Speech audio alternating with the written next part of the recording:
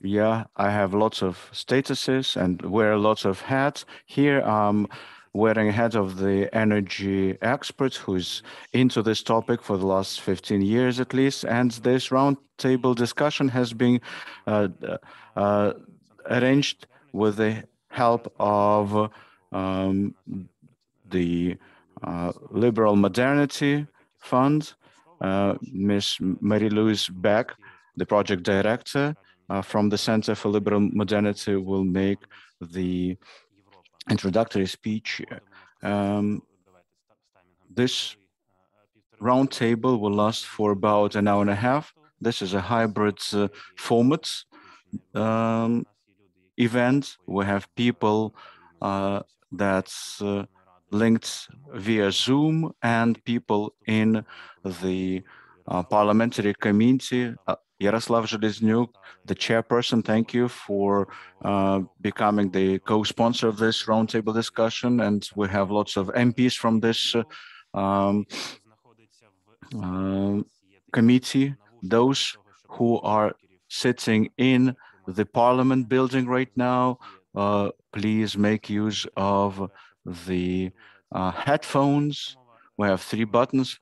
First is Ukrainian language, the third is English language.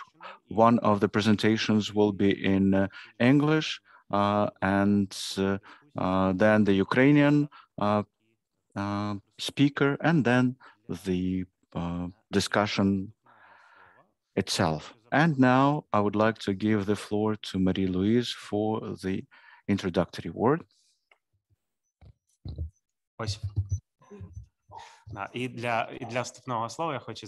So the floor goes to Ms. Marie-Louise Beck, the project director of Eastern Central Europe Center for Liberal Modernity, who represents the Green Party of Germany and great friend of Ukraine.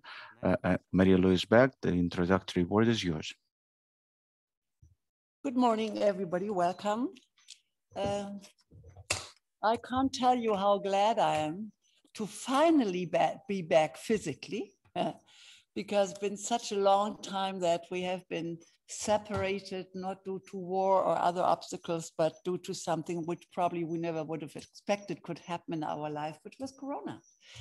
So we were separated. On the other side. We started to communicate and work with new formats. One of it we are working in now with Zoom. I don't see you at the moment, but at least we can meet, many of you being at home, and still we have the possibility to have a big round of people talking to each other, and it is just wonderful. And I have been in Kiev now for 2 days, and I had the feeling in my belly, I got the feeling back of what is going on and happening in Kiev. And that's a lot different from when you only feel it or see it in internet by your head. So I think I learned more in those 2 days than during the 9 months that have gone by.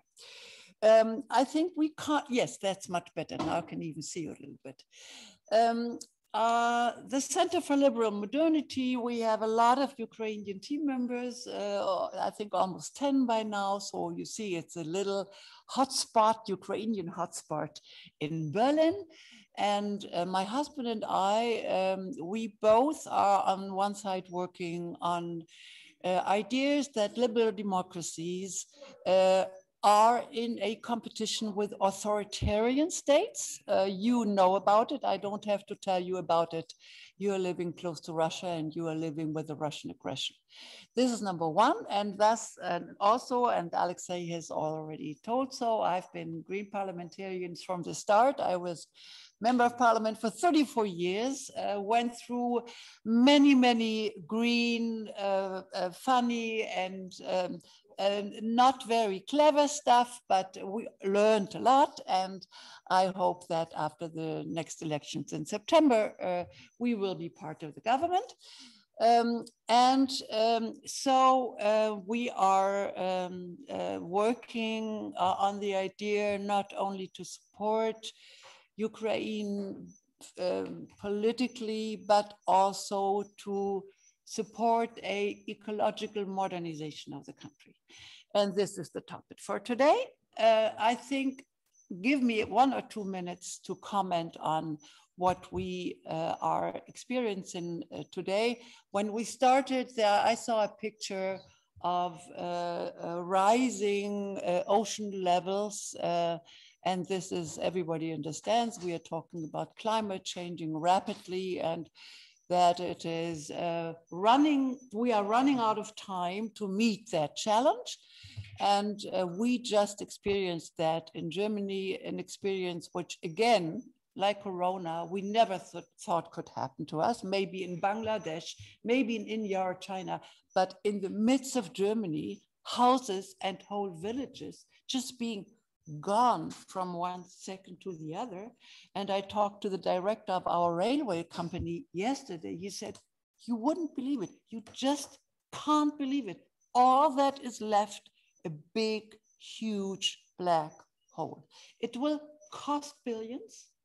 So it's not only about people losing their lives, which is one thing, it is also that the costs are raising the longer than we are waiting.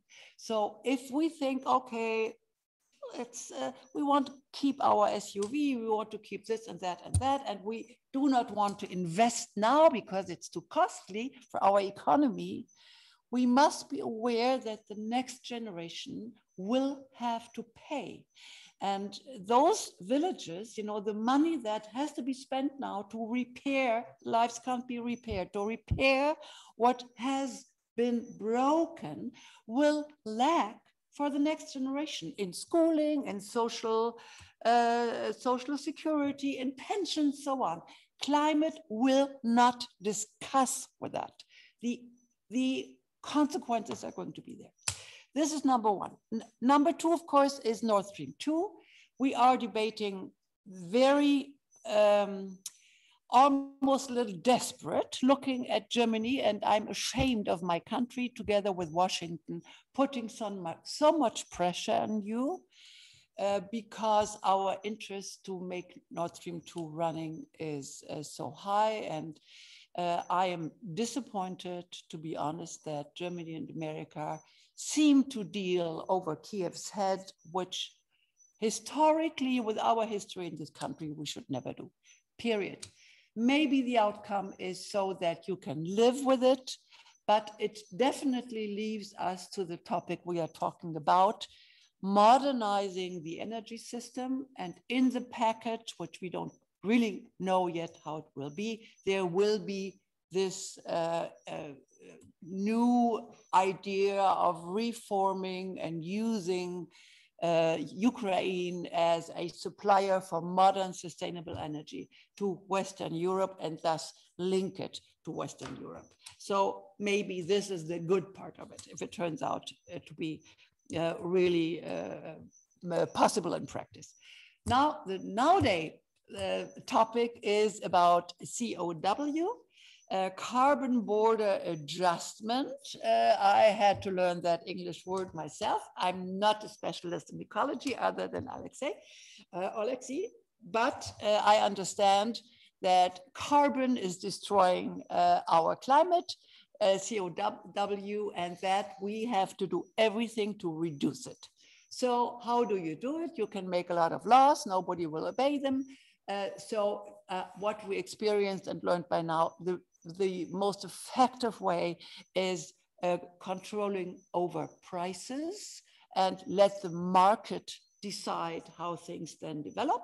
So we have started in Germany with putting 25 euro on 1 ton of COW, and we want to raise it to 55 euro till 2025.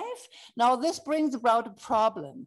If German steel factories, for example, who need a lot of energy, say, okay, too expensive in Germany, now we go to Czechia or we go to India, then we have a problem.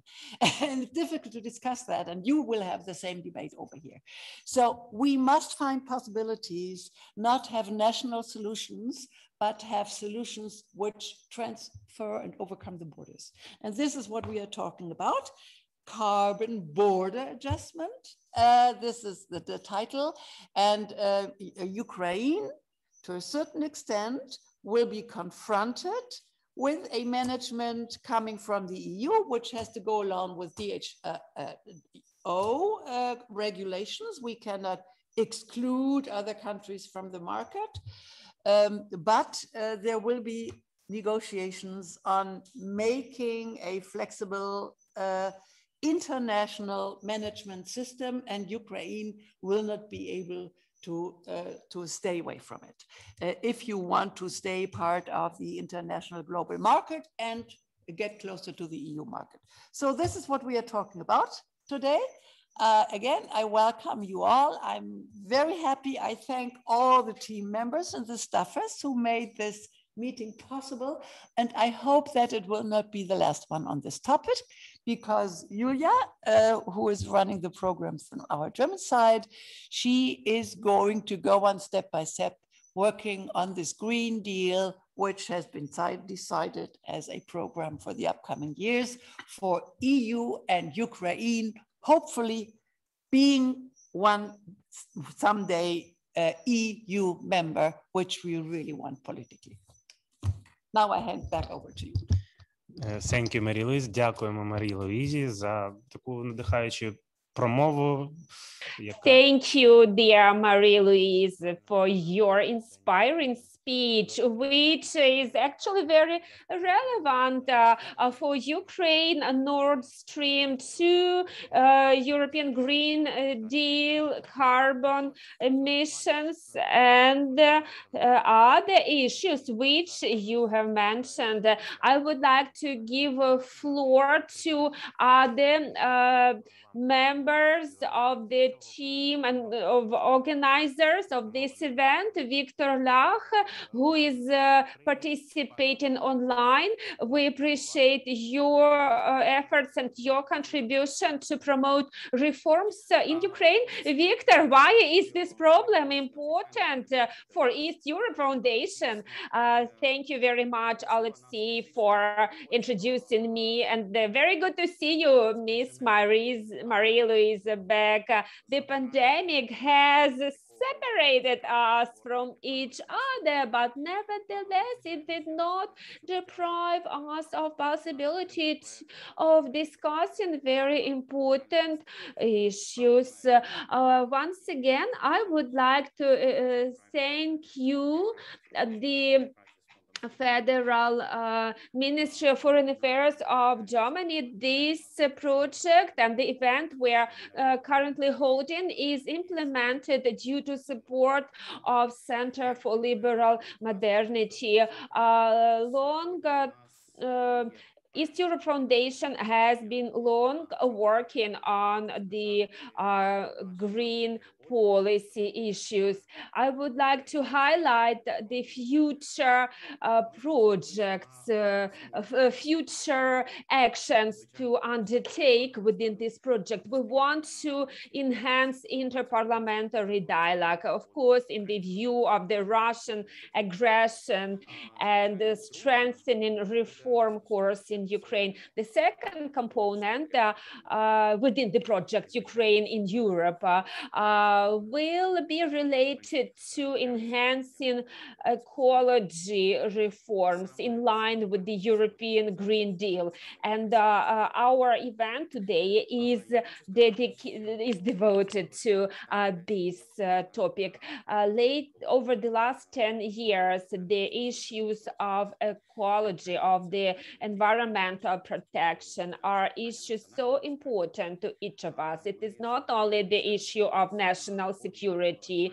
We were so much concerned over watching news about floods in Germany, resulting in people losing their lives, and it became so obvious to all of us that it can touch upon all of us, and it is so important to keep on addressing this very important topic. Today, we are going to listen to two presentations, and this event is attended by members of Parliament of Ukraine, representatives of universities, researchers, representatives of public authorities of Ukraine, we wanted to bring together stakeholders to address very important issues. We wanted to see how the carbon emission pricing for carbon emissions works in other countries, in particular in Germany. And we wanted to review how we can improve tax on carbon dioxide emission in Ukraine. Of course, we want to engage as many stakeholders as possible. We will have input, hopefully, from business community, from the European Business Association. As Marie-Louise Beck has mentioned, we do hope that this discussion, this event will be only the beginning of our efforts to address this issue. We are very grateful to the Verkhovna Rada of Ukraine committees on taxation, committee on EU integration of Ukraine into the EU, who contributed greatly to organizing this event. I have no doubt that the public policy should incorporate the environmental direction, and that this is about ensuring sustainable development, which shall provide for not only social and economic development, but also environmental development. To prevent climate change is our common objective. That is a very important task for all of us, non-governmental organizations, public authorities, local self-government bodies, and of course, the European choice, the European vector means we should follow and implement as much as we can the main legal instruments adopted in the EU, and the European Green Deal is one of the major policies in the EU to cut emissions of CO2 into the atmosphere. Thank you, Victor. We shall carry on. Thank you, and wish you a fruitful discussion. Thank you, Victor. And I hope this is not the last roundtable, but the first, rather one of the first events on the topic that is becoming so important. So I would like to suggest we start the agenda of our roundtable by listening to the presentation of the German speaker on practice of carbon pricing in Germany. You will have up to 15 minutes. Ms. Caroline Schonwitt, Executive Director of Environmental and Social Market Economy Forum from Berlin. And then it will be followed by the presentation of the Ukrainian speaker on the ways to improve Ukraine's carbon tax. Over to you, Ms. Caroline. Floor is yours. Thank you very much for the kind introduction. I will try to share my screen so I can hold my presentation. Did it work before? 1 second. Here we go. I hope that works for everyone. Could you give me a thumbs up if you can see my screen? Great, thank you. So, carbon pricing practices in Germany. I will try to keep it as brief as possible so we have some time also for follow-up questions. But to be honest, it is a complicated matter. So I will try to really give you an insight in our state of discussions. My name is Caroline Schonwitt. As it was just mentioned, I'm the Managing Director of Forum Ökologisch-Soziale Marktwirtschaft. And that said, we are a long-term practitioner and lobbyist for the cause of not only carbon pricing, but also environmental tax reform in Germany. We exist since 27 years. And we have been founded in the in preparation of the first green how do you say that, a coalition in which the Greens also brought the impulses for the fiscal and financial policies for environmental reform.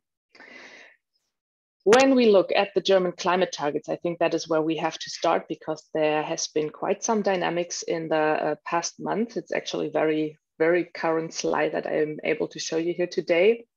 We do see a, let's say, dynamic development that is foreseen when it comes to reducing emissions. And this is, as you can see, starting in 2020. So we are all used to these slides that start somewhere, I don't know, in the early 2000s or 1990s.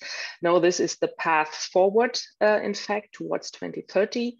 And as you can see, we have a continuous reduction of emissions in all relevant sectors. Sorry for the German words here. It is a slide that we took from our Ministry of Environment. We have the most dynamic reductions foreseen in the energy sector. But as you can see, also the other sectors are supposed to reduce their emissions significantly. And these goals, these reduction goals, have been increased after a landmark decision of our Constitutional Court in April of this year, where it was decided that the previous form of these reduction goals was not sufficient with regard to the basic rights of the following generation, which is in terms of jurisdiction a very large landmark, because it's the first time that the highest German court has decided about the factual substance of the basic rights of future generations. The only problem is we have ambitious goals, but the measures are not yet fully defined in order to reach those goals. So that is a clear task for the next German government that will be elected in fall of this year. And as you can also see, I will translate it for you. The yellow line here is the building sector, and the purple line is the transport sector. Both are supposed to steadily decline their emissions, but if we had the previous years, you would see that this was not that successful in the, let's say, past 15 to 20 years, especially in the transport sector. There have been some reductions in the building sector, but very, very slowly. And that's why this is where a lot of focus is going on currently in the discussions. The carbon price is an important instrument in the mix to reach these goals, but not the only one. And then I will explain in the course of my presentation why that is so. So which pricing instruments do we have already in place in Germany?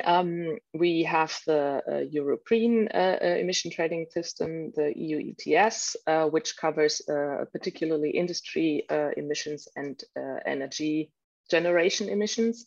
We have the national fuel emission trading system that was introduced in January of this year. And then we also have energy taxes. On energy taxes, I will not go into detail today, because we are focusing on the carbon pricing instruments that are new and provide a certain dynamic in the field.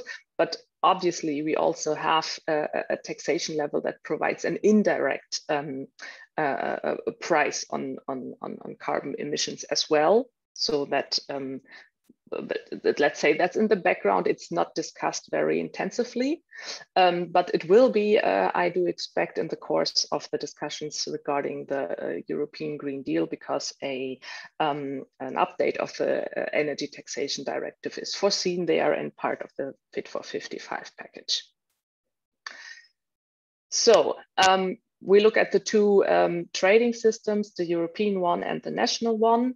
And here you can see, let's say, get an idea of the scope of the two. And also it becomes important if we look here at the yellow and the gray portion, which is the energy generation and the industry emissions. This is a huge part of it, and also with regard to the nature of the markets. Let's say industry being very international, interlinked with import-export relations, etc. It certainly makes sense that emission trading has started in Europe in these sectors and with a scope on these big portions. On the other side, where we go to our national trading scheme, it is more diverse. We have transport, we have buildings, we have agriculture, so we have all kinds of emissions, but not all of them are covered in the national trading system. You can see here we have also some industry, so smaller industry that was or is not covered by the European trading system, and transport and buildings or heating emissions that are covered by the national scheme. And those emissions are or have been previously outside of the EU ETS trading scheme. When we look at the actual price, I have plotted you here a chart of the historic price levels in the EU ETS. And I would like to illustrate several things with this chart. First of all is the design of the market matters. It's not only about having a trading system, it is also about how you design it. You can see here that we had a very long period, almost 10 years of very low prices, which had very little effect when it comes to the actual emission reductions. Obviously, especially industry players, they are sensitive to any kind of price signal. So there were activities and measures, but let's say the trigger was not mostly by the carbon price, but also by efficiency regulation, also by international competition pressure. So in order to reduce cost, you also look at your energy cost, etc. So there is no clear correlation between the prices that we had in these years and the emission reductions that took place in the relevant sectors. We started to see a significant increase in price levels in 2018, which was when the so-called market stability reserve kicked in. That was discussed also for several years on the European level before it actually became activated, and which simply meant that an over-allocation of emission allowances that took place before was reduced. It was put into the so-called market stability reserve. So the idea is to take allowances out in order to stabilize the market, in order to actually make it work. And there's also more mechanisms that I will not go in detail into when it comes to backloading and actually also eliminating allowances once you see sufficient stability in the market. Then we had the EU election in 2019, and very quickly after, the whole concept of the European Green Deal came up. We had the climate neutrality concept being introduced in the discussions. Also, well, in the aftermath still of the Paris Agreement and of the question, what does it entail? What is the actual consequence of these obligations that we all agreed basically as a global community to pursue? And with these price levels, so well, if we look from the 2017 levels, we got double to triple the price levels. We saw an increasing effect actually in the branches, in the sectors that are covered by the EU ETS, especially when it comes to coal power production, because these price levels actually make it difficult for coal power plants to compete. I speak specifically for Germany here because we have with the whole portion of renewables in our wholesale markets in certain, at least in certain phases of the year, a higher price pressure. And that is where we saw coal power plants falling out of the merit order, and other power plants that are more flexible, better to be combined with renewable energy generation, like gas power plants, for example, getting more advantage in the market field. When we look towards future allowance prices and the most recent developments, I think we have to realize that it's not only about the amount of allowances and the political discussions around it, but there's also, it is a marketplace, so there's also speculation. I think you can see quite clearly here, and I think in the maybe the past, yeah, we have here April. This chart is from April. So we had 3 more months of trading ever since. And we saw even higher price levels. We saw prices far beyond 50 euros per ton. And that is if you want, it's a bet of traders towards the actual sincereness of politicians towards their goals, because if further regulations kick in order to really reduce emissions, then the price level will have to increase. And but this price level right now is not yet backed by actual political decisions. We are still in the process, and there will be a lot of negotiations around the specifics of the European Green Deal. So we have to take into account when we talk about market mechanisms that these kind of, let's say, trading psychology is also a factor that can influence market prices quite a bit. And I think this is also why we see, for example, in the proposals of the European Commission's more mechanisms than we had until now, especially for the newly proposed emission trading system for heating and transport, more mechanisms to control prices if you want to keep price fluctuation within a certain corridor in order to avoid extreme effects of it.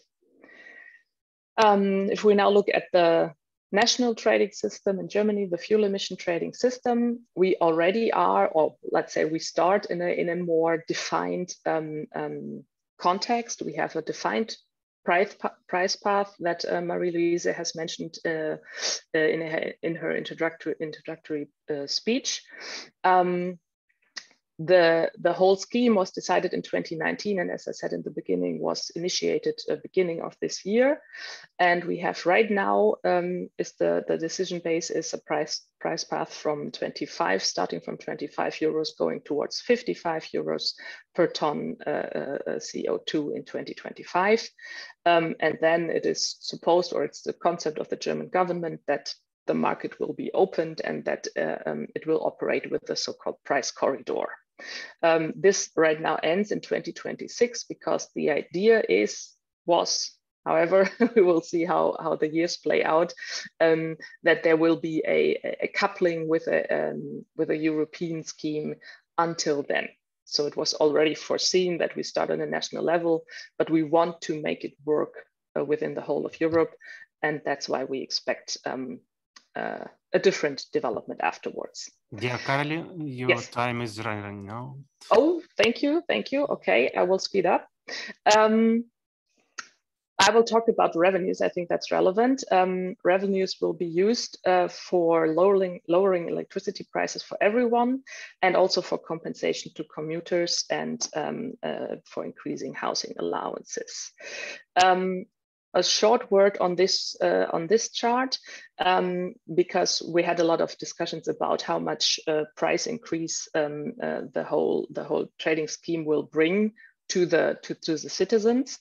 And if you look at historical fluctuations of fossil fuels, oil as well as gas, you see here history, and you see here the impact, the current impact taken from today's prices by the trading scheme.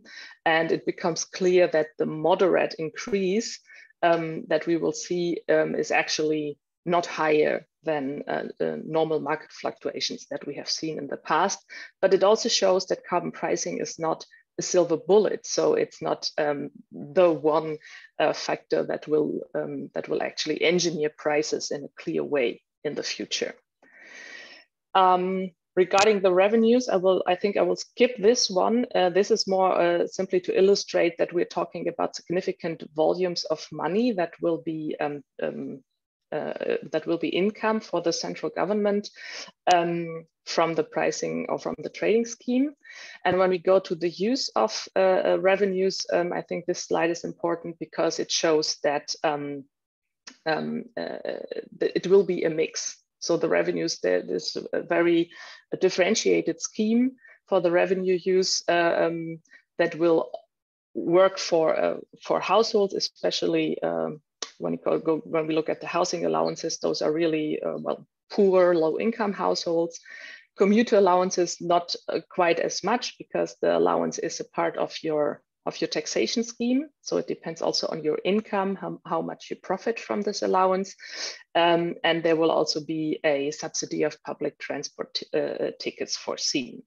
But the largest portion of the revenues will be used for lowering power prices for everyone, including industry, and for specific investment schemes by the governments for climate protection. When we look at the distributional effects, I think this is important to see, because we, on average, we see a small net loss across all income groups by the pricing scheme. And that distribution effect is regressive. So poorer households pay more when you look at the percentage of their total income. And that's why it is so important to look at the design of the compensatory measures when you go into such kinds of pricing schemes. And we have a big discussion still ongoing regarding a potential per capita reimbursement scheme, which would be much more progressive, so more beneficial for lower income households, more clear when it comes to the total numbers, but also more complicated when it comes to execution. Fit for 55, I have already mentioned. This was just the outlook. I think you will discuss it further today. This is, and I think this chart illustrates it very well. This is from the Commission itself, a very wholesome policy approach. So it's not only about the pricing scheme and about having a separate emission trading system for heating and transport, but it is also about taxation. It is also about specific regulation of efficiencies, of renewables, even about land use and forestry. So I think this illustrates how big the challenge is when we want to get to effective climate protection. And sorry for taking the time, last slide regarding the conclusions. I think planning security is a key factor when you look at carbon pricing. So having price pathways in some way, you can do it with a tax and have it very clear, or you can do it with a trading scheme, but you will want to limit the fluctuation of prices to some extent. And then the use of revenues is decisive for public acceptance and social sustainability, because the higher the price levels get, the more clear become the effects on the citizens, especially on the low income side. And you will want to embed the pricing instruments in an effective policy mix and really make an analysis on what you can reach with the price impulse in the short term, and how you want to enable individuals as well as enterprises to react to these pricing signals, because it's not only about making things more expensive, but it's also about making the alternatives possible. That is the higher goal, if you want, because we do not want to stop our economies, but we want to make them more sustainable and better and future-proof with that. So I hope this was a very brief and understandable introduction, and I will be available for your questions regarding them. Thank you, Carolyn. Дякуємо, Кароліно. Я думаю, що будуть запитання, однак ми... I think we are going to get questions. We request you to stay till the very end of this roundtable, and I hope it will be interesting for you to hear two comments from the side of Ukrainian colleagues. To what extent the level of this debate in Ukraine corresponds to the level of the discussion of such issues in Germany?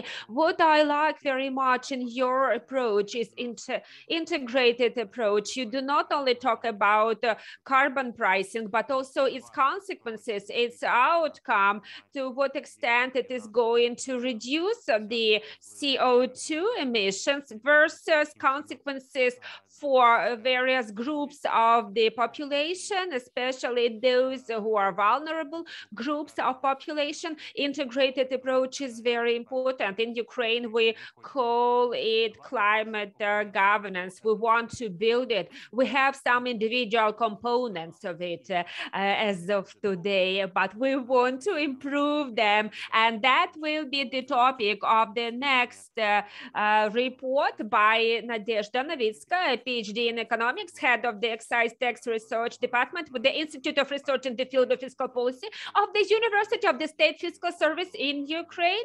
It's a long title that Nadia has, but it is important to stress that Nadia has conducted together with her colleagues a very important research how to improve the carbon dioxide tax in Ukraine. This is a very important part of the debate which has been lacking in Ukraine before. Over to you, Miss Nadia. We have 15 to 20 minutes to listen to your presentation. In view of interpretation, please be considerate of the speed of your speech. Thank you very much it's a great pleasure for me to present my study today. Can you please start screen sharing or launch my presentation on the screen?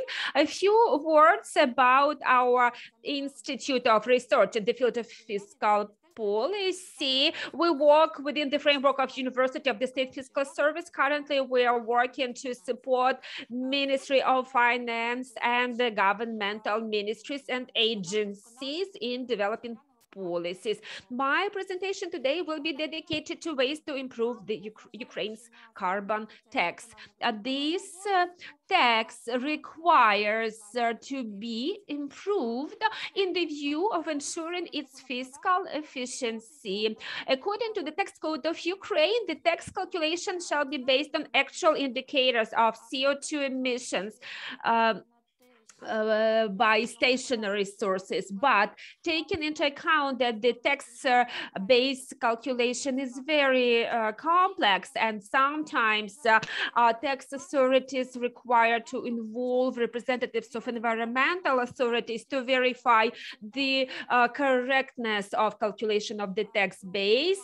In addition to it, some of the business companies determine their tax liabilities by eye, so-called.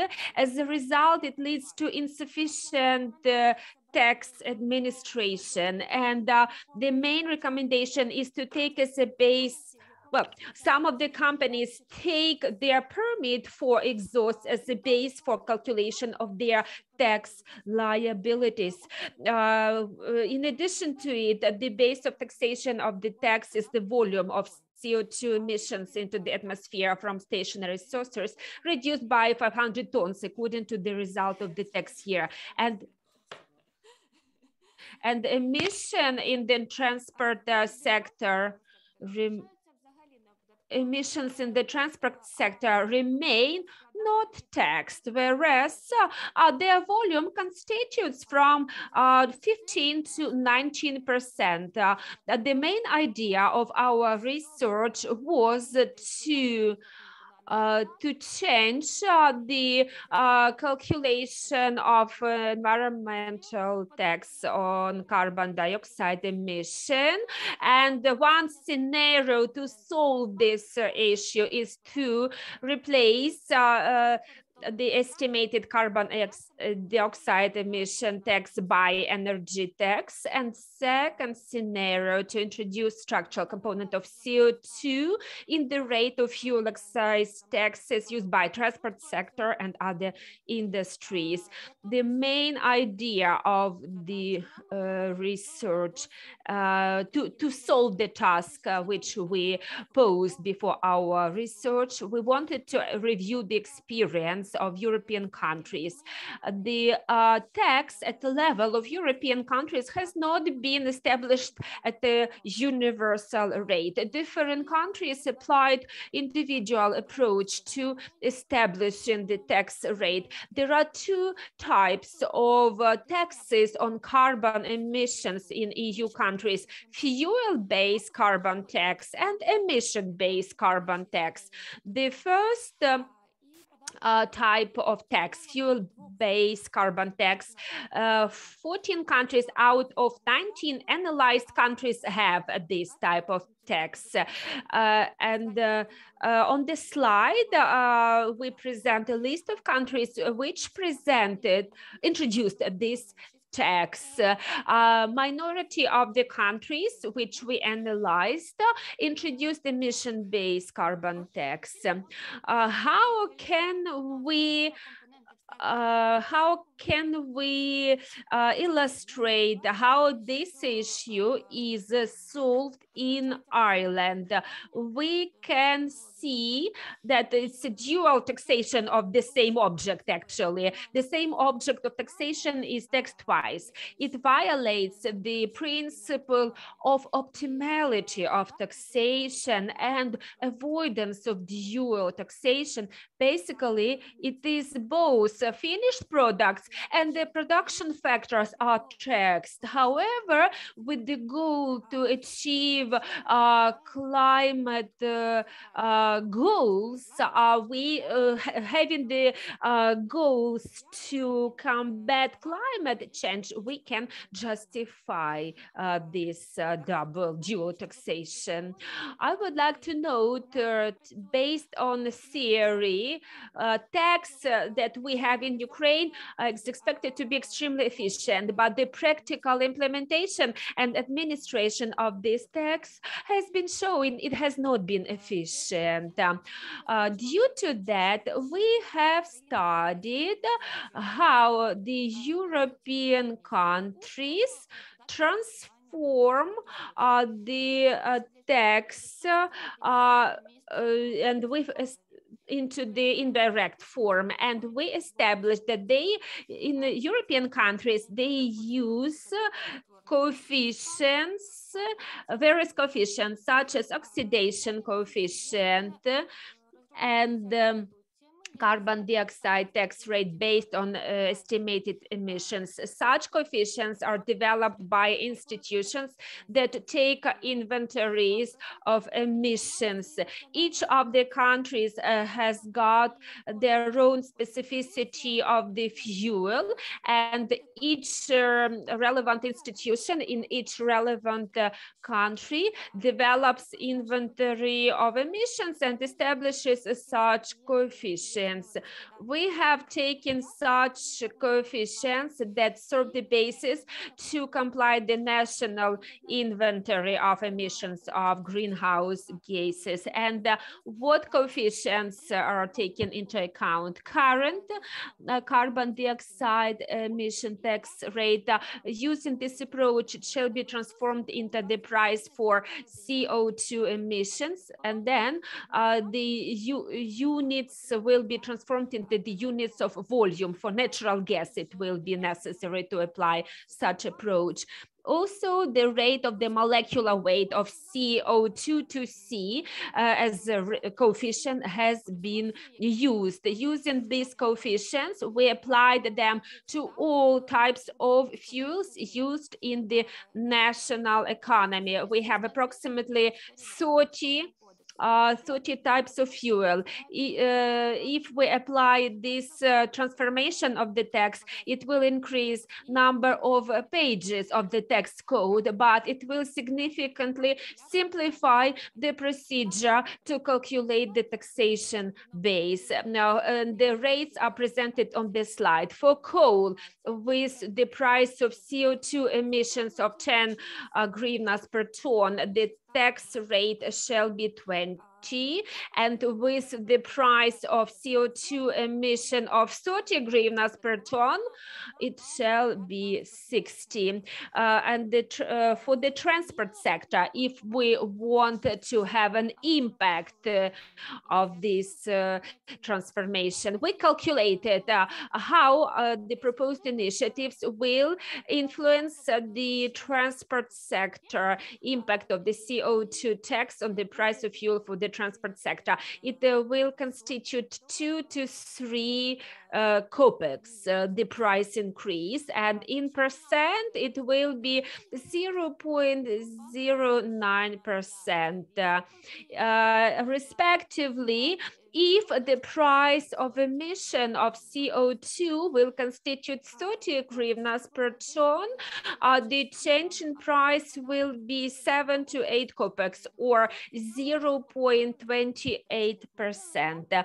We have developed a number of econometric models of price elasticity, and using coefficient of elasticity of for gasoline minus 0.47, for diesel fuel minus 0.25, for liquefied gas minus 0.28, and for the natural gas minus 0.002. We calculated how our proposed solution can influence tax revenues. We took data of 2019 for modeling. And it turned out that our tax revenues could be 2 times higher. Basically, our we could have received tax revenues by 1 billion hryvnias more if the tax if the price of CO2 emission is equal to 30 hryvnias per ton, our actual tax revenues could be by 6.3 times higher. We used the data of the State Statistical Service of Ukraine and the National Inventory of Emissions. And we established that the part of non-taxed emissions constitutes 60%. Basically, it shows that the taxpayers do not include all types of emissions in taxing emissions, and we should be mindful of emissions in the process of production of various types of products. Such types of emissions are not being taxed currently. If we expand the tax base in the transport sector and involve all types of emissions from burning fuel, we could receive higher tax revenues amounting to 0.06% of GDP if the price for CO2 emission is 10 hryvnias per ton. If the price of CO2 emissions is 30 hryvnias per ton, we could potentially receive additional tax revenues amounting to 0.17% of GDP.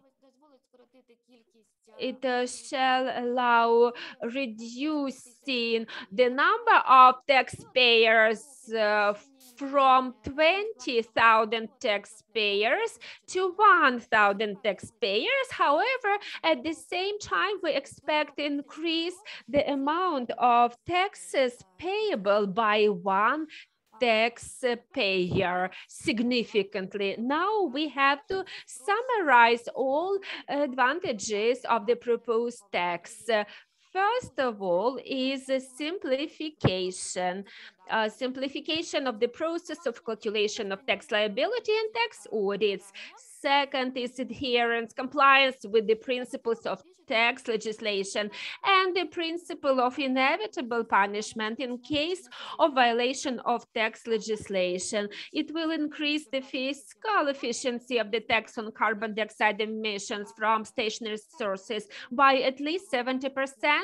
It will allow for accurate reflection of taxable objects in taxpayers' tax reporting. It will allow increase in the amount of tax paid by one taxpayer while reducing the number of taxpayers through the introduction of institution of tax agents. In addition to it, it shall result in expansion of fuel tax base for the transport sector and elimination of the emission limit will lead to total increase in revenues to 0.06% to 0.017% of GDP. It is important to make sure main characteristics of tax on energy. Taxpayers should be producers and importers of fossil fuel and oil products. Object of taxation shall be operations on sale of fossil fuel and oil product. The taxation base shall be physical volume of fossil fuel and oil products.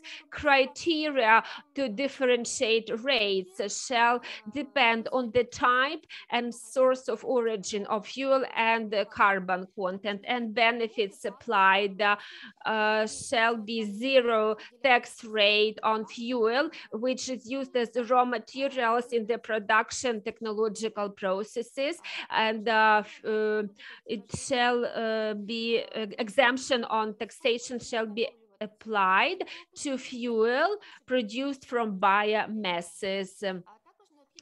In addition to it, we have to keep in mind important tasks. Set the price of carbon dioxide emissions in the tax code to ensure international compliance, to annually approve emission factors and net calorific value of fuel, and to transform the carbon taxation in connection with the introduction of the emission trading system in one of the ways. One is combining ETS and tax with an embedded mechanism to maintain a minimum level of CO2 emissions, carbon price floor, or to exempt from tax enterprises which already participate in emission trading system.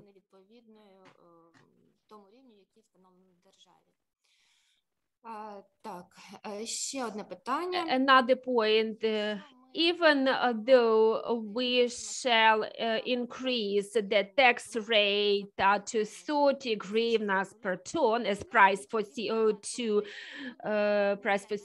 emission per ton, even in that case, the level of carbon tax in Ukraine will be one of the lowest in Europe, and it shall not comply with the recommended level as per recommendations of International Monetary Fund. Switzerland, Liechtenstein, only a couple of countries in the world comply with the level of carbon tax recommended by IMF. We should, of course, take care of proper oversight over channeling proceeds from carbon tax to finance actions in the field of countering climate change. In Switzerland, for example, this duty is shared between all citizens. In our study, there are Switzerland, Liechtenstein, and Sweden have the highest tax rate in compliance with the level recommended by IMF. Our study contains other important conclusions, but in the interest of time, I would like to finish my presentation now. Thank you very much, dear Ms. Nadia, and now we shall proceed with the discussion. We have 30 to 35 minutes of our round table left. I would like to give a floor to Nina Yuzhanina. Ms. Yuzhanina used to be the head of the tax committee previously in the previous convocation of the parliament, and currently Ms. Nina is still an active participant of all of the discussions. Ms. Nina, 3 or 4 minutes about what you heard as a taxation expert, but also wearing the hat of ecological and environmental experts, how this might impact fiscal processes, well, obviously more revenues to the budget, but also how it would change the behavior of businesses. fostering their move towards green technologies and households as well. 3 to 4 minutes. Thanks a lot. Well, first of all, I'm grateful for the materials that has been sent already. And hopefully when you share the presentation by email, we will be grateful. And I'm appreciative of our international partners who are trying to explain to us, to Ukrainians, how could we improve and streamline our CO2 emission taxes, and pointing out what are the critical aspects and what prevents us from moving forward in the global understanding of the essence of the problem. So what was my personal take on this? Because I remember under the previous convocation of the parliament, as you remember, we have almost ready to increase the CO2 rate, but heard lots of critical comments. First of all, that there is no correct methodology on accounting for which volumes the business has to pay, firstly. Secondly, those funds have not been earmarked for the environmental protection purposes, secondly. And thirdly, that we, and once again, Alexei, I would ask you to point your attention to the fact that we still have a lot of state-run mines. So in respect of fossil fuel, they generate most CO2 emissions, and we still have lots of problems associated with their existence. So the essence of the problem that you are currently discussing is not even one-dimensional, like raise the tax rates and that's it, meeting the other countries' tax rates. Well, first of all, to those who are not involved in this topic professionally, it's not even clear for me how can we reach 100 euros per ton if now we cannot even ensure 30 hryvnias payment in the form of the tax. It's a systematic problem that has to be comprehensively resolved by introducing changes and amendments into the laws and regulations, and with a general understanding what is the solution of the problem. And the solution would be in the correct calculation of the volume of emissions, because we're not fighting here for tax revenues. We are mostly fighting for the reduction of emissions, for protection of the environment. So from this standpoint, that's how we need to approach this topic. Then the state program on what needs to be done with the fossil fuels. Thirdly, what should be done in general with the renewables, because what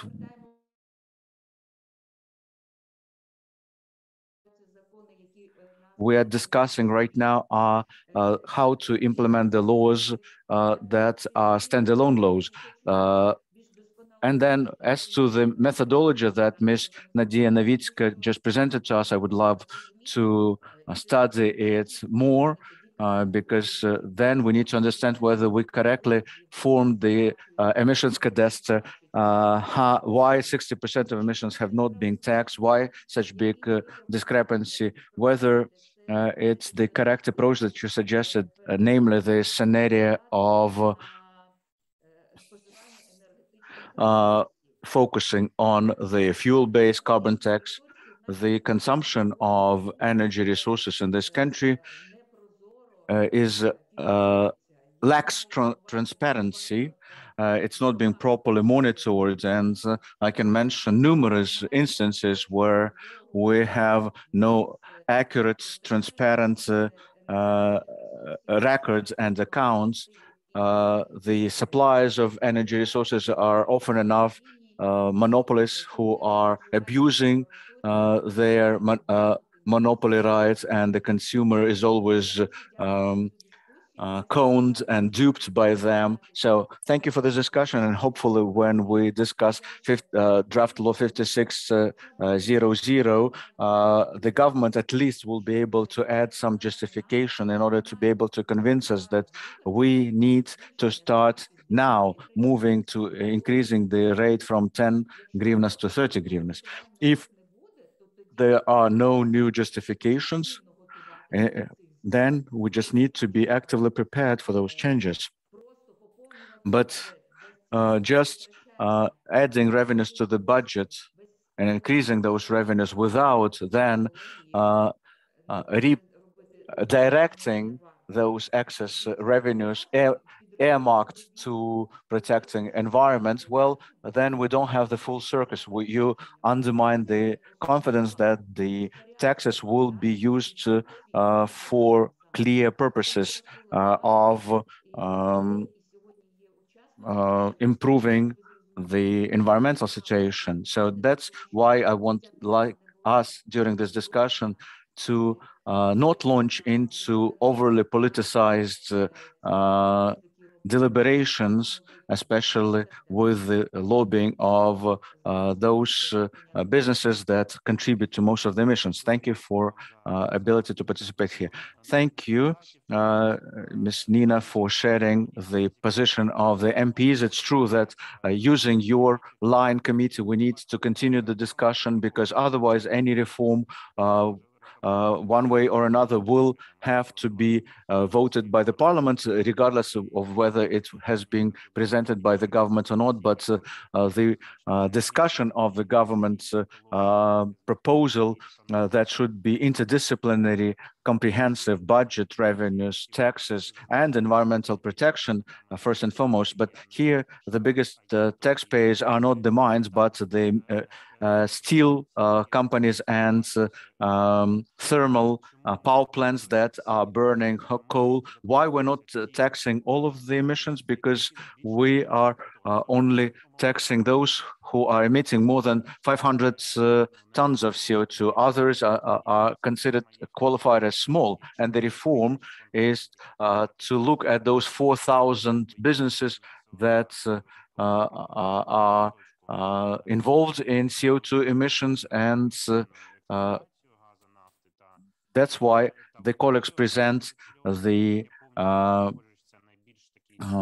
proposal to include them into the taxation system. But of course, the environmental inputs should be the cornerstone of any discussions. Decarbonization is the keywords here, not only increase of budget revenues. But let's recall that the last reform that happened in 2017, 2018, when the increase was from 30 kopecks to 10 hryvnias, was not earmarked either. And we remember how much it was criticized. So of course, I agree with you, we'll all be looking at the discussion of draft law 5600 so that it will go hand in hand with the clear government policy, as we heard from our German colleagues. And that's what we need to hear from Irina Stevchuk, the Deputy Minister of Environmental Protection, who is in charge of climate policy. Ms. Irina, what can you add? You have heard the German experience in especially the national emissions trading system. We still have the tax that people are criticizing because it's not earmarked, and the business is criticizing it a lot. So you are looking at how to move towards this system of trading in emissions. So how the CO2 tax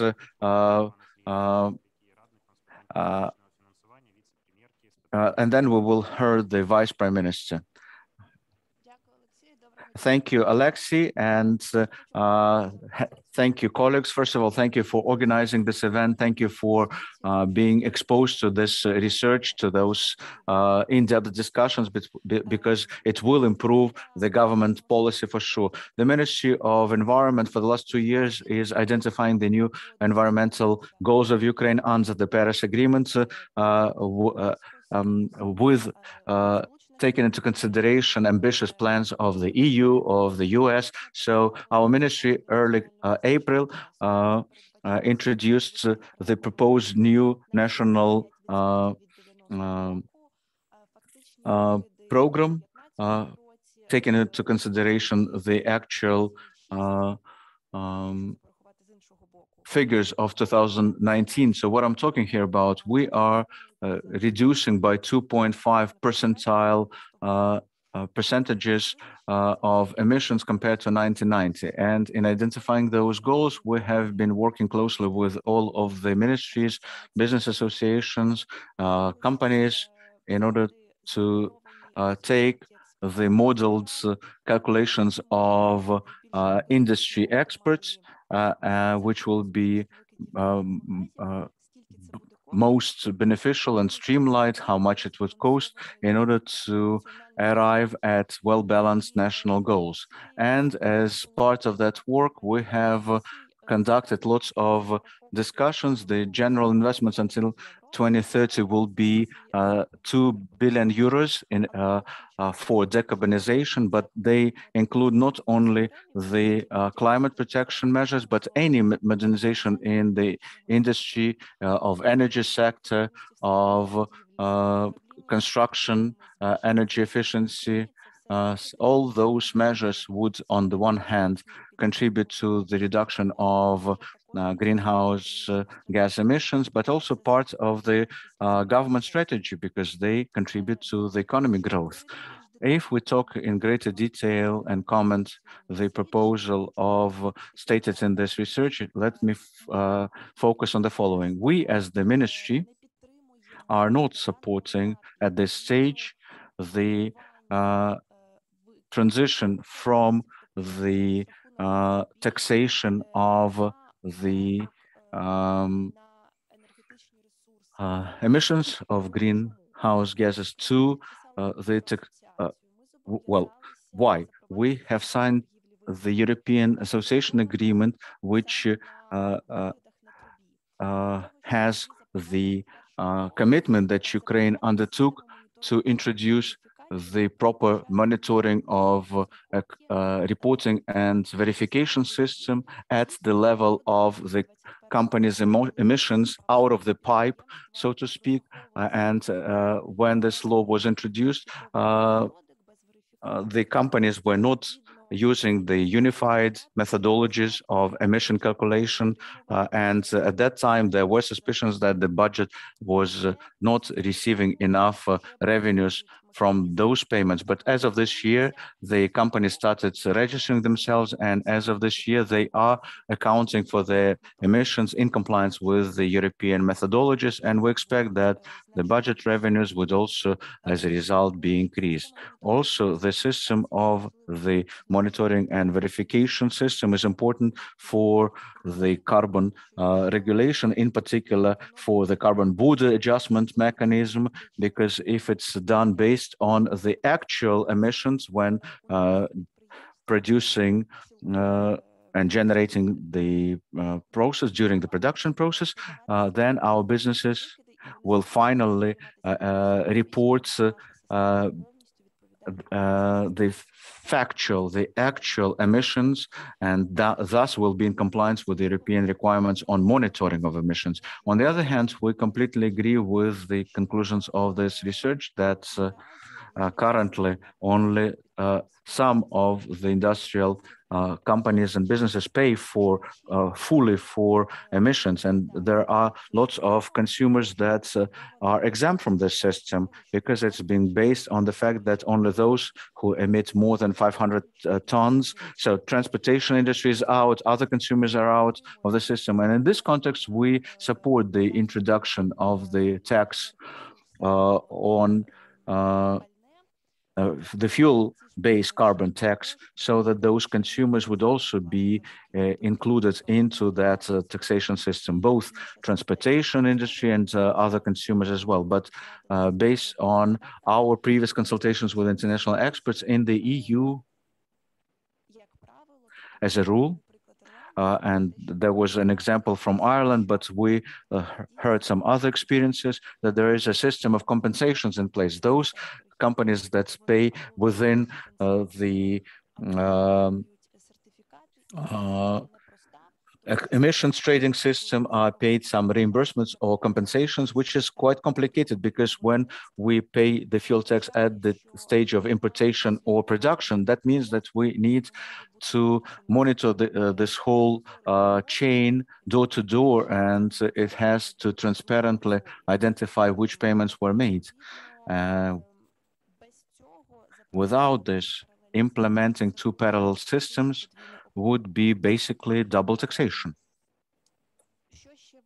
What else is important? It's important to recognize, one more minute. It's important to recognize that the population currently is not paying the full price for electricity. So when we talk about additional increases, that means that all of the consumers have to pay for real cost of the service or product that they are consuming. And secondly, on costs, the ministry fully shares the approach that the costs should be spent on decarbonization first and foremost. But again, if we look at the experience of pricing of ecological taxes in the EU, the first, and here I agree with Ms. Yezhanin again, that firstly, we need to set the goal of reducing the volume of emissions first and foremost, and then the taxes should be calculated based on the fact that you pay for emissions would be more expensive for you than to modernize. So the cost for modernization would be less than those increased tax rates like it's done in the EU. And if we look at the previous Ukraine's experience, the huge reduction in consumption happens when the electricity and energy prices increased. As soon as the price goes up, then the energy efficiency measures become viable for the businesses. They invest into them, the households start consuming less. So people think about, well, what should I do? Modernize my business or just hit the old building? So we are also supporting the creation of the Reserve Climate Fund. If we introduce the ecological excise tax on fuel, then it would be feasible to have such programs for support of in decarbonization efforts of the transportation, both industrial transport and public transport. And we need to form the programs that would provide incentives for modernization, not only for large businesses, but for small and medium businesses. Thank you for giving me the intervention. Thank you, Ms. Irina. You provided a good way for us to segue into the presentation of Mr. Serhiy Maslyuchenko, advisor on climate finance to Deputy Prime Minister for European and Euro-Atlantic integration. Mr. Serhiy, what can we do in Ukraine, or shall we transform the taxation, or shall we rely on international funding when we talk especially about Nord Stream 2? You have 5 minutes, and following that, we will give floor to Mr. Shumsky from Department of Resource Payments, Rent, and Local Taxes and Fees paid by legal entities of the State Tax Service. Thank you very much for having invited me to participate in this roundtable on this very important topic. Success of our policy, of public policy, will depend on efficient use of revenues received through taxes. If there is no transparent system to have oversight over use of taxpayers' money, taxpayers may not have a faith in it. Also, it is important to combine the approach from the field of taxation with approaches in other areas. We have energy efficiency fund.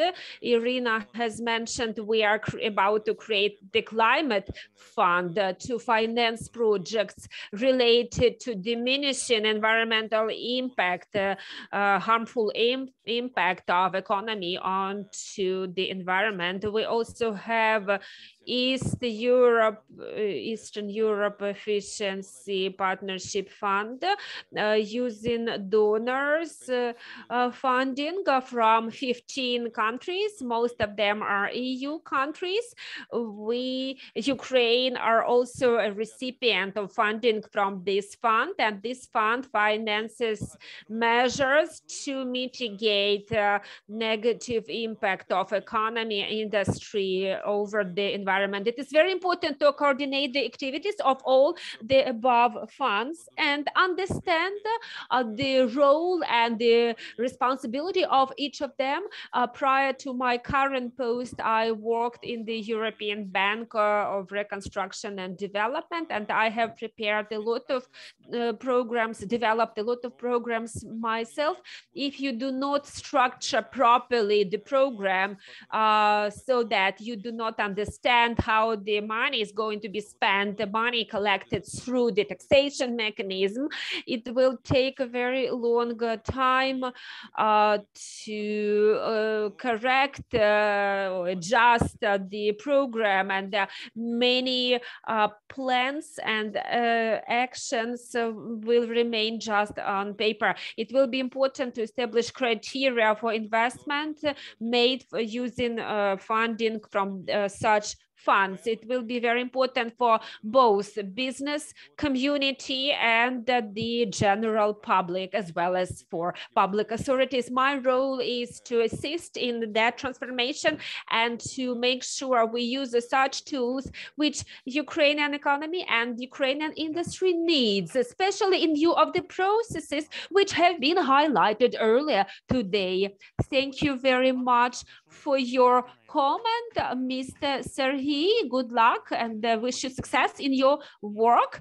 Mr. Alexander Shumsky, who is also part of the reform and also head of the Department of Rent and Local Taxes and Fees Payments by corporate entities. Mr. Alexander is very active in this field. Over to you, Mr. Alexander. Please explain your feedback or your impressions of the discussion we're having today, is to make sure that the state tax service is not blamed of any shortcomings, because we all want to have efficient taxation and efficient spending of taxpayers' money. You understand that the CO2 emission system in terms of tax legislation has not been regulated at all since the Ministry of Natural Environment has created the system of greenhouse gas emission system. Over the last 10 years, nothing has been done in terms of regulating this field.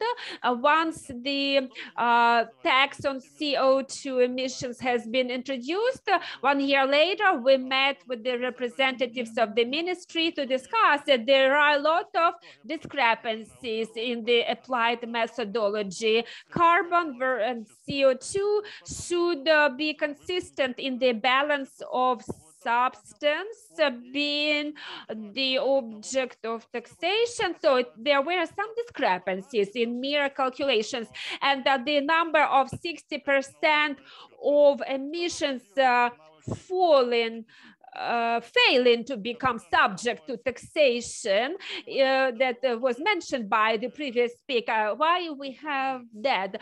I would like to stress, in order to avoid tax payment,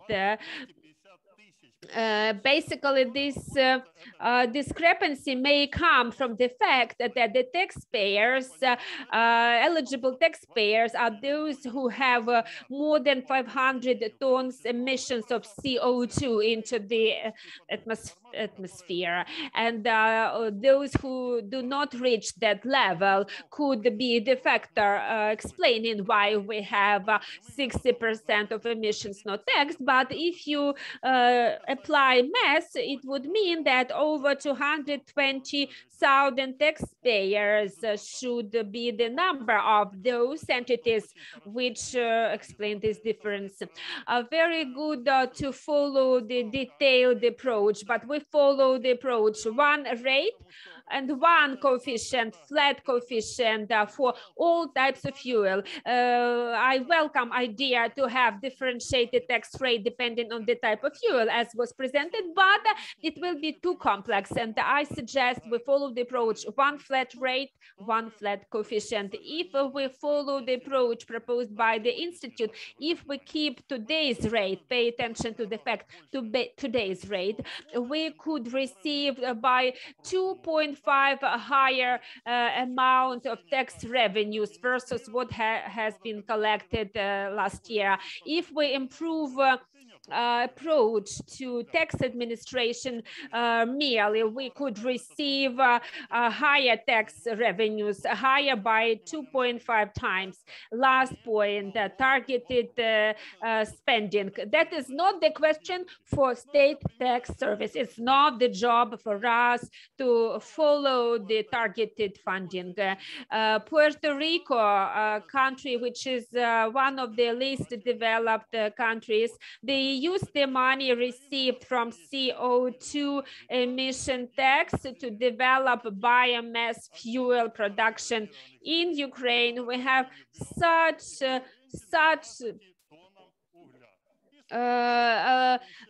great area of abandoned land lots, and if to give you some statistics, 1 hectare of land to produce biomass is equal to 12 tons of coal, and we could proportionally decrease CO2 emissions by channeling the money received from carbon tax to biomass production development. The question is not to increase the tax rate, but to improve tax administration that could yield 2.5 times higher tax revenues.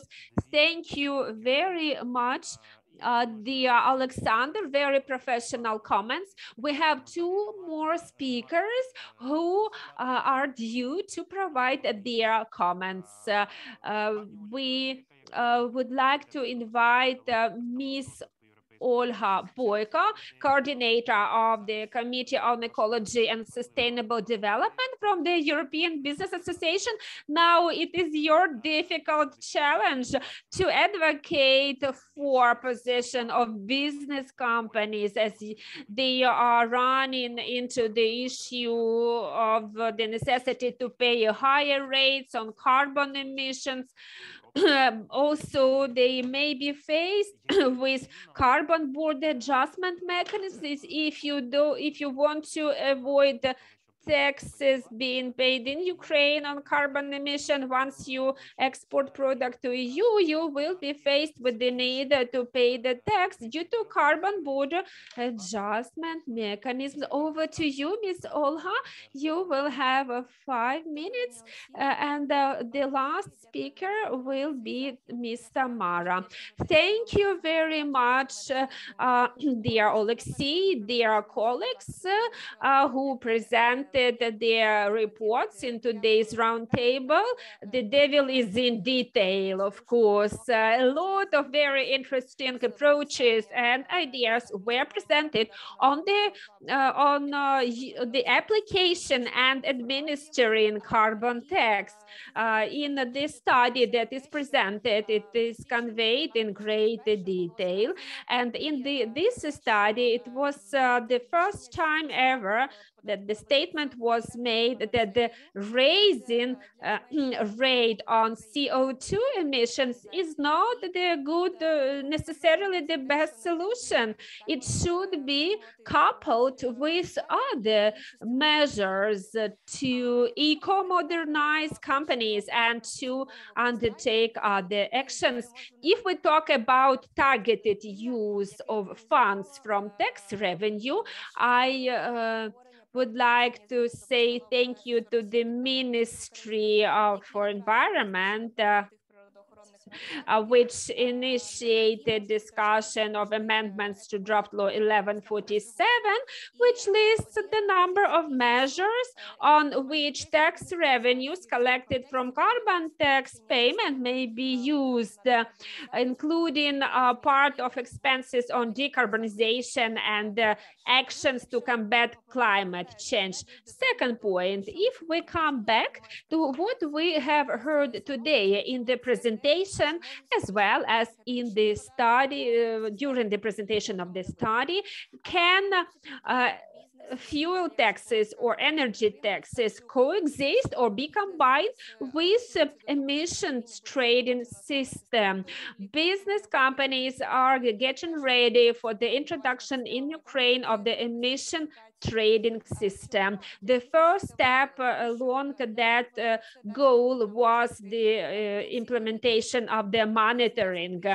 It allows us to estimate potential emissions, which will be calculated according to more precise methodologies. It shall allow us in the future to allow us to prevent from having such situations in the future, as Ms. Yuzhanina has mentioned, that some of the emissions are not getting taxed.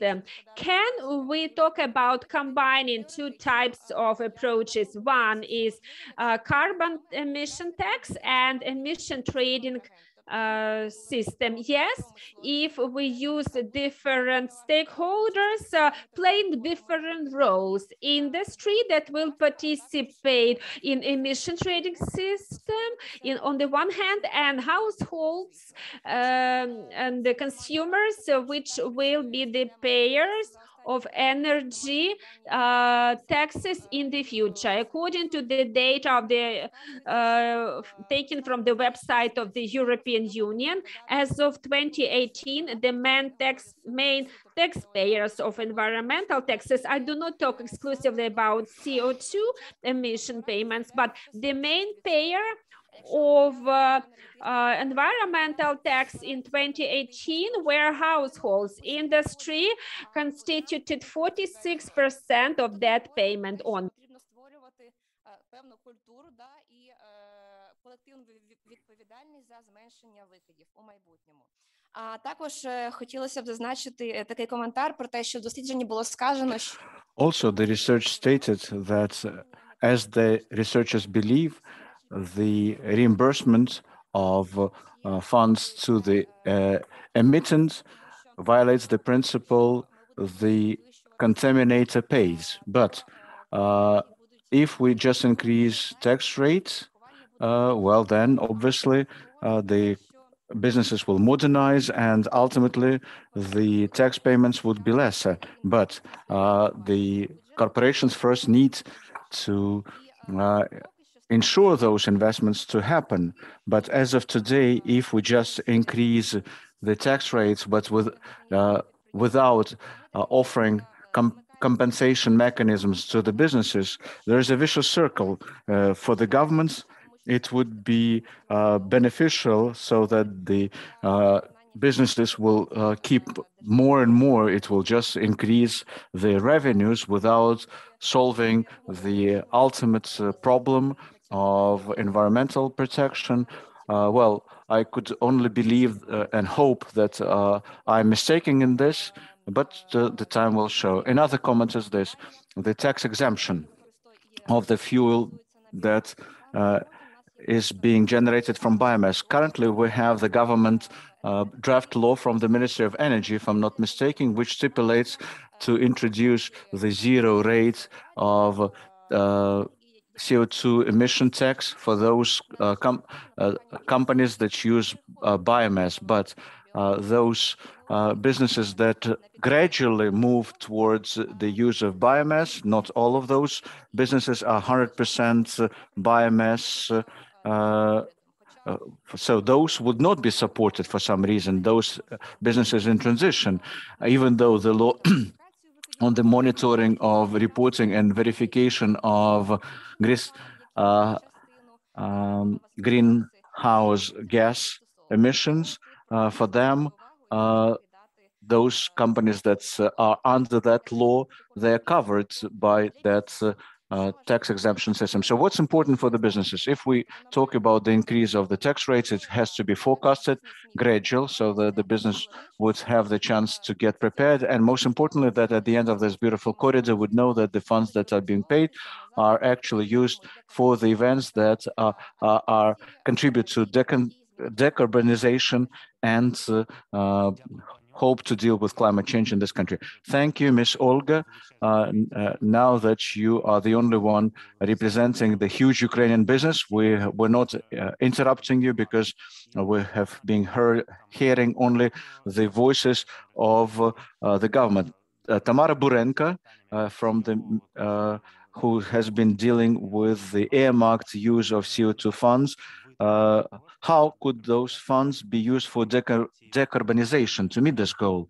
And then I suggest we'll give 2 minutes to our keynote speakers. If Ms. Karolina is still with us, she might sum up her reflections, and 2 minutes to the Ukrainian keynote speaker, Ms. Nadia as well. Thank you. Thank you. Well, first of all, I would like to state that I can only hope, well, I enjoy that finally this topic is being discussed at the level of the parliament. It's quite inspiring because hopefully soon enough we will introduce the system of earmarked use of funds. Secondly, Mr. Alexei, what makes me happy is that this discussion is not only taking place in the government offices, but it's a subject matter discussion now. We're not discussing just a general idea, but concrete steps. And hopefully, again, we will be able to reach those goals that we set ahead of us 3 or 4 years ago. I would like to thank Ms. Nadia for a very in-depth research. Once again, I got convinced that 4 years ago, when we had our discussion with you, we were thinking in the right direction. Now, as to the earmarked use, briefly, the colleagues, I would like to draw attention to the following. I suggest not to confuse the notions decarbonization and environmental protection.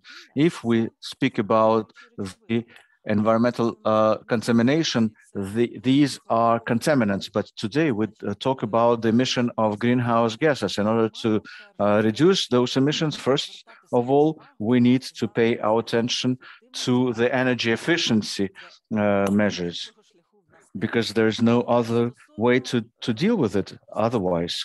As to the increase of the tax rate and the earmarked use of revenues, well, the tax only contributes to energy savings, but energy savings is different from energy efficiency. Energy savings is when you close down the production workshop and use less energy. That's it. But we need to make sure that the production goes on, that the production processes are not being discontinued, that the businesses increase their production capacities. That's why we need to promote and support energy efficiency. So that's the crux of the matter, how to use those funds. We need to abide to the principle, the contaminator pays. Everyone has to pay the tax on the emissions of greenhouse gases, but the certain subsidies or exemptions should be given only to those businesses that introduce energy efficiency measures, and they could be audited to contribute to the decarbonization effort. And my final statement, that the combination of the new taxation system that Ms. Nadia proposed with the trading system. So I would disagree with Ms. Irina. Ms. Irina, it could be easily combined, those two approaches, because the new system that is being introduced is based on the measurement of emissions, and those tax letters of credit that have been discussed could be applied here, and wouldn't just need to give it a second thought here. But friends, the most important thing for us is not to lose time, because this carbon board adjustment mechanism will not wait for us to launch some new system. It will come on January 1st, 2023. So all we have left is the next budget year. That's it. So we have lots of challenges ahead of us, which we need to try to deal with starting tomorrow. Thank you, as always. Very expert comments. I agree with everything. The only thing on CBAM, it will be introduced in the 23rd year, but fully implemented in 25th, 26th, 27th, because it will deal with free allocations of quotas. So it's still a complicated mechanism, but it's 100% connected with our emissions trading system, with our emissions tax. So back to what Nina Yuzhanina mentioned and other MPs, it's not a matter of fiscal policy, it's the matter of international policy, international trade, climate change. And as one element would be the emission tax and decarbonization support of renewables. That's how we start talking about climate governance architecture, which deals with strategies and green tariffs and other reduction of VAT on electromobiles. And it's one of the hottest summers in the recorded history. It all impacts the need to create uniform policy. Well, I just would give 1 minute for Alexander Dichuk from academia, so that we'll have everyone, MPs, governments, international partners, and academia now, and then comments from Ms. Caroline and Ms. Nadia. So Ms. Alexander, 1 minute to you. Got it. Thank you, Alexei. Thank you for this research. I have read it fully, completely, and I believe that if we can avoid double taxation, then this system could be introduced, but there are 2 buts, as I see it. Namely, the approach does not take into account the emissions from industrial processes, which in Ukraine are 17 to 18% of general emissions and are being done by large businesses. This taxation mechanism does not take into account the emissions from agriculture when planting synthetic fertilizers, which large agribusiness usually uses, and especially it will cover transport, which predominantly 80% of population is using, and the households as well. So this research has to be broadened and to make it fully fair, so that the households, consumers that contribute to emissions, large agri holdings and metallurgical plants and chemical and cement plants would be paying it fully. Of course, the ministry could allow us that the cement producers and builders will be able to pay fully as part of the emissions trading system. But agri holdings, that's an open-ended question. I would like to thank the greatly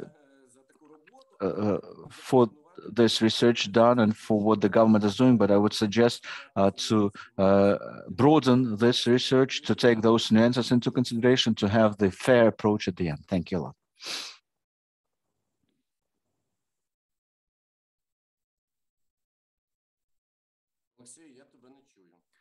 Alexei, we cannot hear you. Alexei, we cannot hear you.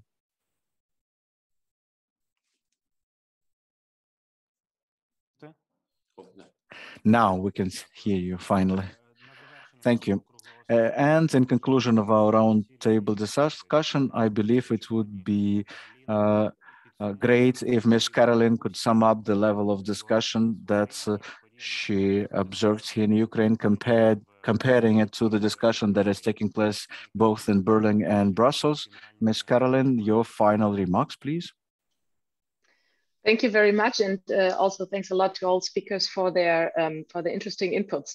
I will try my best to make the bridge here, and I would have as maybe first and foremost comment. I would like to point out that I think we need to bridge first of all the gaps between the policy fields. So fiscal policy is an integral part of climate policy, because what we do on the fiscal side and the signals we set there, no matter where, are a clear political commitment, and they send a message into the private sector as well as to citizens and their behavior. So I think the first thing I would like to point out is that, yes, we do need some kind of price signal, maybe taxation, or as in the German case, that was a big debate if we had a national trading system or taxation, but what we need is a price signal at all. And I think that is also important to maybe to put as a backstop into the discussions that I've heard today regarding Ukraine.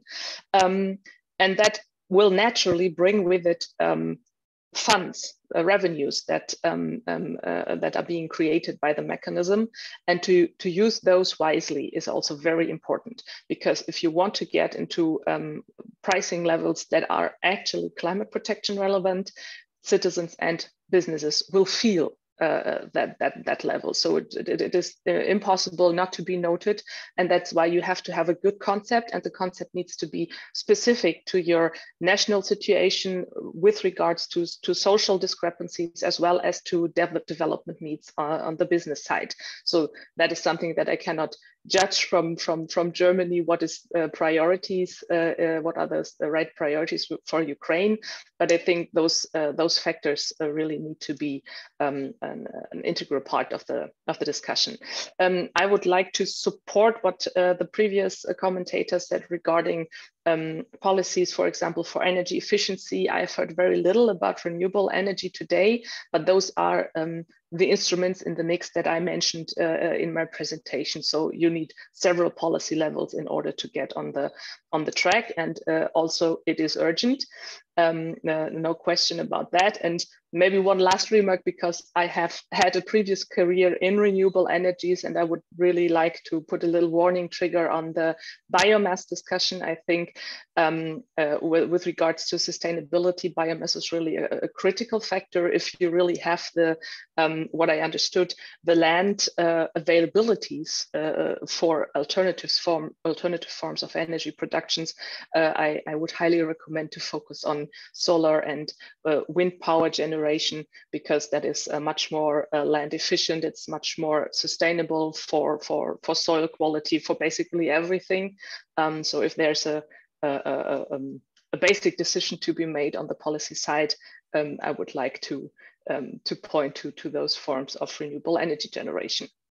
Well, I think those are my key comments. And when we talk about carbon border adjustment, I'm a little cautious here, because that is a really fresh and ongoing discussion. So it is not yet clear where it will end up, how the final scheme will really look like. There will be a lot of negotiations ongoing in Brussels, I'm sure about that. But from my personal point of view, I think it is also the right signal to be sent by the European Union. And I also hope that there will be intensive talks in the process of the definition of that mechanism with our neighboring countries, with the Ukrainian government, in order to identify a scheme that is feasible, that is fair, and that also provides a clear development pathway towards your businesses. Thank you. Дякую, пані Каролін, за підсумовуючи. Thank you, Miss Caroline, for your comprehensive comments, which prove that basically the same sort of debate is going on in Germany like in Ukraine, and Ukraine is surely a part of this process. And now, Ms. Nadia, over to you. 2 minutes for you, please, to summarize the key points. I believe that discussions will be continued following the event. Dear participants of this roundtable, thank you very much for your comments, for your very interesting idea. Thank you, dear colleagues who presented their contribution and their ideas as regards further conduct of this study. Mr. Alexander Shumsky and Mr. Dechuk, the theoretical concepts of introduction environmental tax was the topic of my PhD thesis. I studied the European practices, why countries have chosen indirect tax, because a direct, of course, clearly direct tax on CO2 emissions would be more efficient. But overall, this tax launches 3 ways to change behavior of taxpayers. And in theory, this tax should launch 3 mechanisms of 3 points of tax payment at the pipe of emission, in the finished products. But we see in reality that this tax is not working well, because taxpayers basically calculate tax base by eye, whereas tax authorities are unable to verify whether the tax base has been established correctly. And basically, we could talk about second best solution, the proposed solution, what I proposed in my research. Of course, it does not launch all 3 mechanisms to change the behavior of taxpayers. It will affect only 2 points in the, it will transmit 2 price signals to the taxpayers, but it may improve the fiscal efficiency of the tax, and the taxpayers may be better motivated, incentivized to launch eco-modernization measures and improve their energy efficiency. As Mr. Alexander said, this tax is not perfect, because it will not take into account the actual CO2 emissions. In metallurgy, according to the National Inventory of Emissions, we have completely different numbers, and a lot of CO2 emissions remain untaxed, and we have to think about what to do next. What Mr. Alexander said, CO2 emitted through fertilizers used in the agriculture. We have to think about what to do with that. Perhaps we should introduce a tax on fertilizers. In that way, we will establish a CO2 emissions taxation in the agriculture as well. This approach may be discussed and may be improved if there is a further interest. Thank you very much for your attention. Thank you very much, Ms. Nadia. Thank you, Center for Liberal Modernity, Ms. Marie-Louise Beck. Thank you, Federal Ministry of Foreign Affairs of Germany. Thank you, East Europe Foundation. Thank you, colleagues, technical support.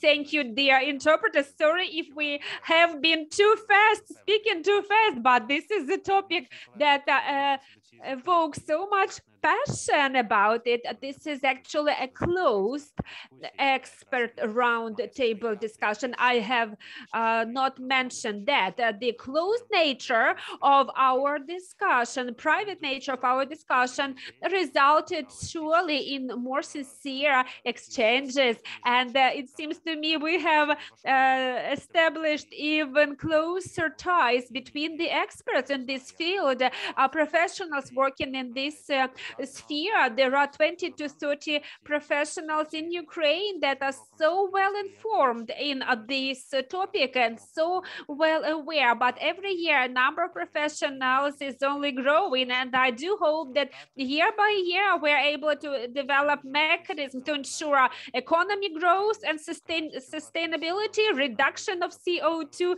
emissions, improving energy efficiency, better use, more efficient use of funding obtained from the state budget and from international donors. It all sounds like ideal objectives for us, that we are for all the good against everything bad. But although my statements sound a bit idealistic, it has been a great pleasure for me to have moderated this discussion.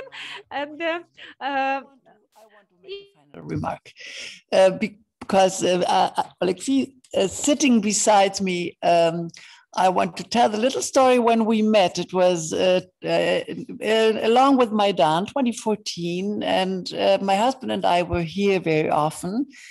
Dark times, difficult times. And when I look at you now, Alexei, I have to pronounce it correctly, always having been steady on his path that this country has to modernize in ecological aspects. And now looking at you and seeing so many young people, well-educated, bright-minded, brilliant, with a lot of knowledge, I would say Western, that is maybe a little stuck up nose when you use the word Western, but this is the way we feel. I think there should be more people in Western Europe and in the States experiencing that, because that would create more trust in your country. And when I look at those well-educated, young, dedicated people, I think if we bring that into open, we make it more visible. Also, the West will understand that you are part of Europe, that you don't want to go to Europe, that you are a part of Europe. And I promise we will go on working on this path together with you. And I'm hopeful and a little proud of your development. And so there will be obstacles, but I think you're really on a very good way. Thank you very much for everybody who spent their time with us. Дякуємо. This is the best way to finish our roundtable. Thank you and bye-bye.